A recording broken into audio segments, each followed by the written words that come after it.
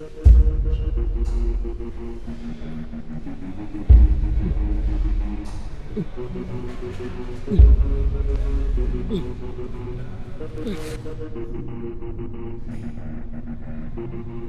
but, c'est pas d'être juste musclé et de perdre en fonction. Si je commence la musculation et que 3 ans après, je me rends compte qu'il y a plein de choses que je peux plus faire ou que j'ai plein d'inconvénients qui n'étaient pas là, c'est que j'ai un peu, selon moi et ma vision de la musculation, raté le processus.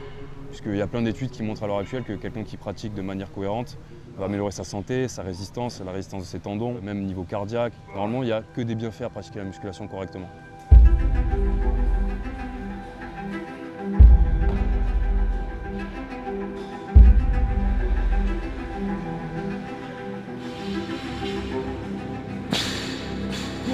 Alors upper, bon, mais ça vient de l'anglais, c'est le haut du corps. Je divise un petit peu, je compartimente par fonction la séance. Donc forcément, moi j'oriente en fonction de mes points faibles musculaires et points forts. Je vais avoir du push à l'intérieur, donc push encore une fois de l'anglais poussé. Donc je vais avoir un premier exo où je vais devoir pousser avec les muscles du haut du corps, donc qui vont réunir les triceps, l'épaule, deltoïde avant et les pectoraux. Ensuite je vais avoir du pull, donc là pareil en anglais tirer. C'est tout ce qui est sangle de tirage, donc avec le dos tout simplement, le deltoïde postérieur et les biceps. Et ensuite je continue sur de l'isolation, ça c'est propre à chacun, c'est suivant les objectifs, les points faibles, les points forts de chacun.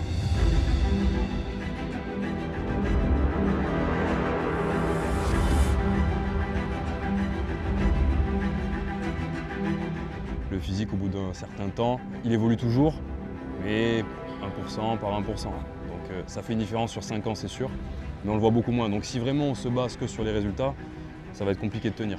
Il faut y trouver un processus. Et de la résilience mentale en vrai. Je pense qu'il y a beaucoup de gens qui gagnent en résilience mentale en adoptant la musculation.